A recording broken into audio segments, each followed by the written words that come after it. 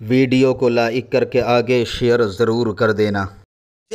لیکن آپ ناراض نہیں ہوں گے اگر آپ کہتے ہیں ہر بات ہم بخاری سے ہی مانیں گے، تو آپ جو ہے وہ اپنے ابا کے شہزادے ہیں، یہ تو کوئی بخاری میں نہیں لکھا ہے نا؟ نہیں، اس میں ہنسنے کی بات نہیں، مذاق اڑانے کی بات نہیں ہے کہ یہ بھی بخاری میں ہے، نہیں ہے نا میرے عزیز۔ تو ہر بات بخاری میں نہیں ہوتی ہے، اس لیے کہ بخاری مقررات کو حذف کر دیا جائے تو صرف 2500 حدیثوں کا مجموعہ ہے، مقررات کو حذف کر کے کم و بیش 2500 احادیث کا مجموعہ ہے، اور جس نے بخاری لکھی ہے ان کا خود کا دعویٰ ہے کہ مجھے 2 لاکھ حدیثیں یاد ہیں، 1 لاکھ صحیح اور 1 لاکھ غیر صحیح، اس میں سے میں نے صرف اتنی حدیثیں لکھی ہے۔ اب بتاؤ، اگر جو صحیح حدیثیں تھی اس میں اسے 2500 لکھی گئی تو 97,500 حدیثیں خود امام بخاری کے عقیدے میں صحیح تھی، لیکن وہ گئی کہاں؟ وہ کہاں گئی؟ اگر آپ بخاری، مسلم، ترمذی اور ابن ماجہ پر ہی اسلام کو مقید کر دیں گے تو پھر میں آپ سے سوال کروں گا کہ آپ نے بخاری کا کلمہ پڑھا ہے یا محمد الرسول اللہ کا کلمہ پڑھا ہے؟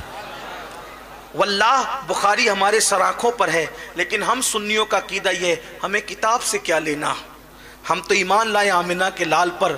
میرے نبی کا فرمان اگر دیوار پہ لکھا مل جائے تو ہم اس کا بھی احترام کرتے ہیں، ہم کتاب نہیں دیکھتے، ہم نبی کا فرمان دیکھتے ہیں، اور بخاری کا احترام اس لیے کرتے ہیں کہ اس میں سب سے زیادہ صحیح احادیث موجود ہے، اصح الکتب بعد کتاب اللہ، اس کو اس لیے مانتے ہیں۔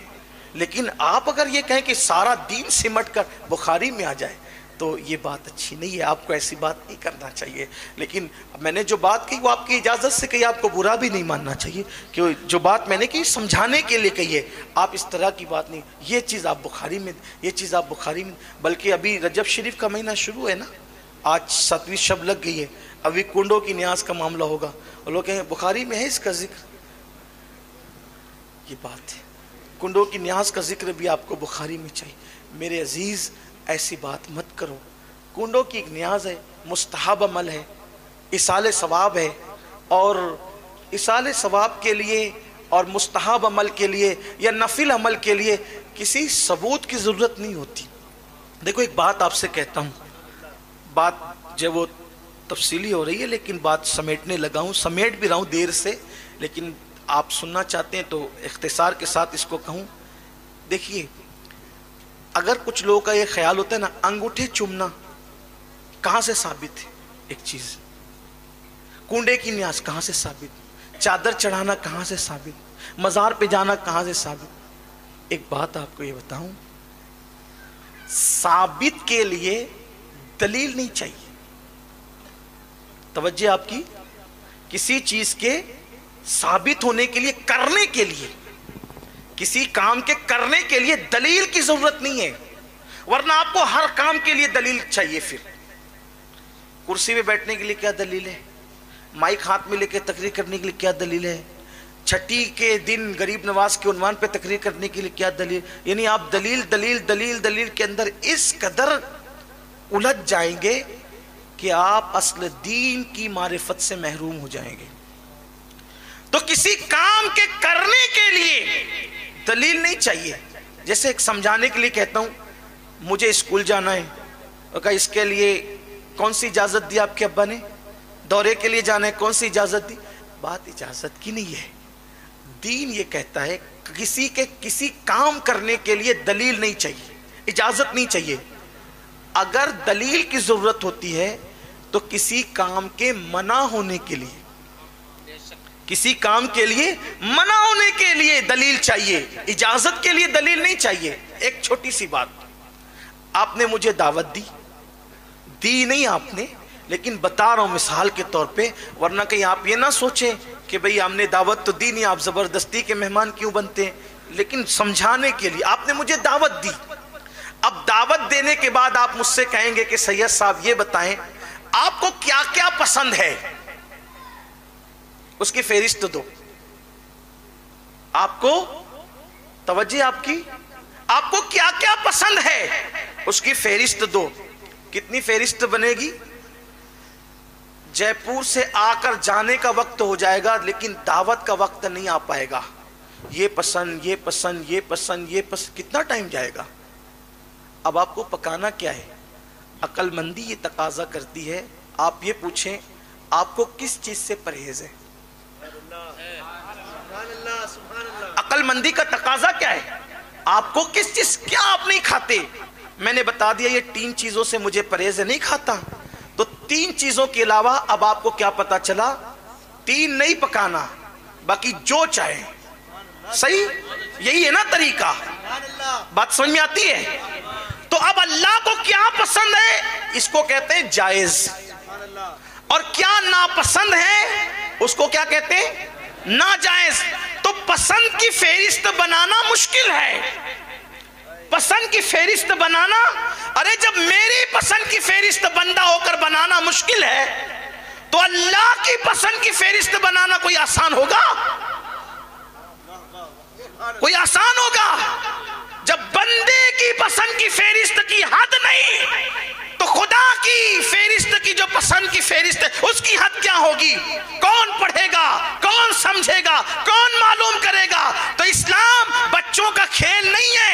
میز پر بیٹھ کر 4 لوگوں نے اسلام گڑا نہیں ہے. طریقہ یہ ہے کہ یہ پوچھا جائے آپ کن چیزوں کو ناپسند کرتے ہیں، اس کے علاوہ ہم سمجھ جائیں گے کہ یہ سب آپ کو پسند ہے. کس کلر کو ناپسند کرتے ہیں سمجھ جائیں گے، اس کے علاوہ سب کلر پسند ہے. کس مشروب کو ناپسند کرتے ہیں سمجھ جائیں گے، اس کے علاوہ سارے مشروب پسند ہے. کس شہر کو ناپسند کرتے ہیں سمجھ جائیں گے، اس کے علاوہ سارے شہر پسند ہے. بلا تمثیل، بلا تمثیل اللہ کی پسند کو جائز کہتے ہیں، اللہ کی ناپسند کو ناجائز کہتے ہیں. تو اللہ نے اپنی پسند کی فہرست نہیں اتاری بلکہ اللہ نے بتا دیا یہ مجھے ناپسند ہے. تو اللہ نے ناجائز کی فہرست بیان کر دی.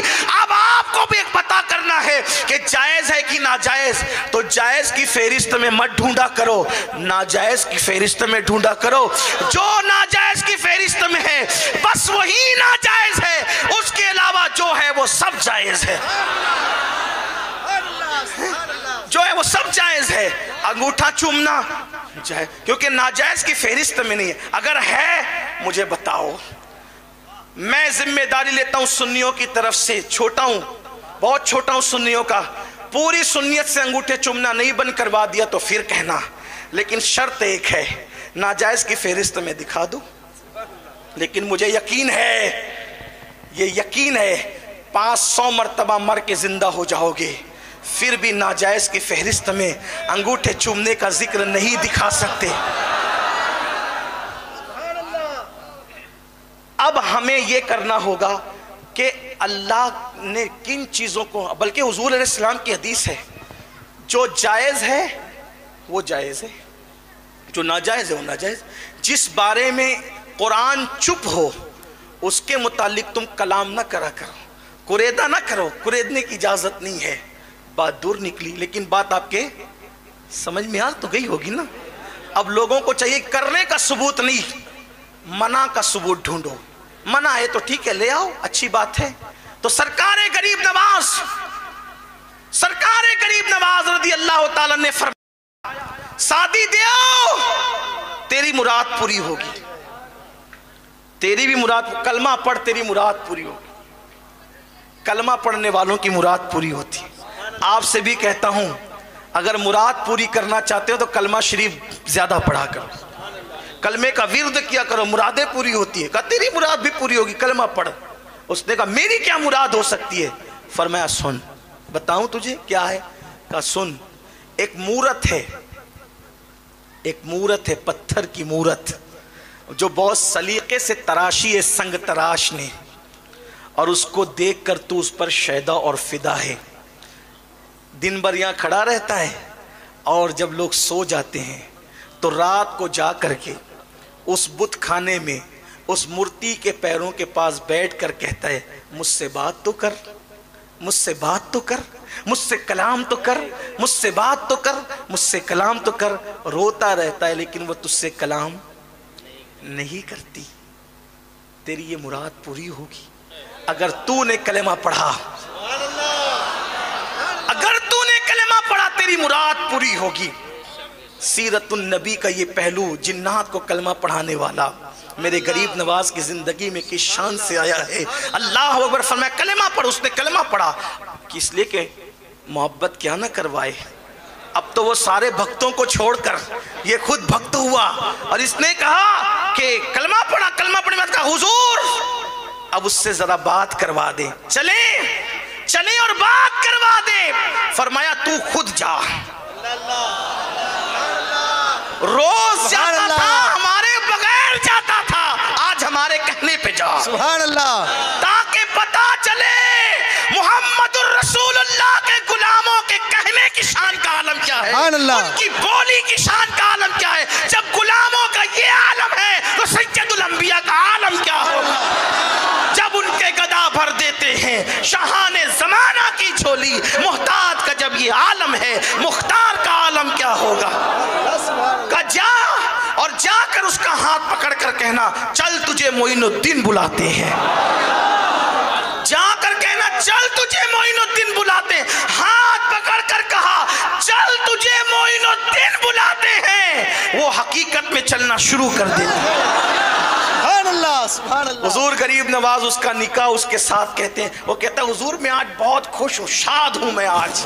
فرمایا ہم نام بدلتے تیرا، تو ہمیشہ شاد رہے گا، تو شادی تھا اب تک، اب تو ہو گیا شادی، شادی کر کے تو شادی ہو گیا، تیرا نام اب تو شادی ہے، تو ہمیشہ شاد رہے گا، شاد رہے گا، یعنی تو آباد رہے گا، خوش رہے گا۔ اس طرح اس کو کلمہ پڑھایا، اس کو خوشیاں عطا کی۔ یہ غریب نواز ہے۔ آخری جملہ حضور علیہ السلام کی سیرت میں ہم دیکھتے ہیں، حضور کی سیرت میں دیکھتے ہیں کہ تمام انبیاء میں سب سے زیادہ جس کے ہاتھ پر لوگ مسلمان ہوئے ہیں وہ مصطفیٰ جان رحمت کی ذات ہے۔ تمام انبیاء میں سب سے زیادہ جس کے ہاتھ میں لوگ مسلمان ہوئے ہیں وہ مصطفیٰ جان رحمت کی ذات ہے۔ تمام اولیاء میں سب سے زیادہ جس کے ہاتھ پہ لوگوں نے کلمہ پڑھا ہے وہ میرے خواجہ ہندوستان کے راجہ سرکار غریب نواز کی ذات ہے۔ ان کے ہاتھ پر لاکھوں لوگوں نے اسلام قبول کیا، اور آج ہند کی سرزمین انہی کی برکتوں سے شاد و آباد نظر آ رہی ہے۔ اللہ ہمیں اپنے بزرگوں کے نقوش پا پر قائم رکھیں، ان کے نقش قدم پر چلنے کی توفیق عطا فرمائیں۔ بزرگوں کے نقش قدم پر ہمارا عقیدہ بھی رکھے، ہمارا عمل بھی رکھیں۔ تیرے غلاموں کا نقش قدم ہے راہ خدا، وہ کیا بہک سکے جو یہ سراغ لے کے چلے۔ گفتگو کے درمیان اگر کوئی غلطی ہو تو اللہ تعالیٰ معاف فرمائے۔ استغفر اللہ ربی من کل ذنب واتوب الیہ۔ جے پور والوں سے میری گزارش ہے کہ ماشاءاللہ ایک طویل عرصے سے سنی دعوت اسلامی آپ کے شہر میں سنیت کا دین کا کام علماء کی سرپرستی میں انجام دے رہی ہے۔ سنی دعوت اسلامی سے جڑیں، ہفتہ واری اجتماع پہاڑ گنج کی مسجد میں سنی سینٹر میں منعقد ہوتا ہے، آپ اس میں بھی شرکت فرمائیں، اور جہاں جہاں آپ کو آواز دی جائے آپ وہاں ضرور تشریف لائیں۔ اللہ تعالیٰ اس کا بہتر صلہ آپ کو عطا فرمائیں۔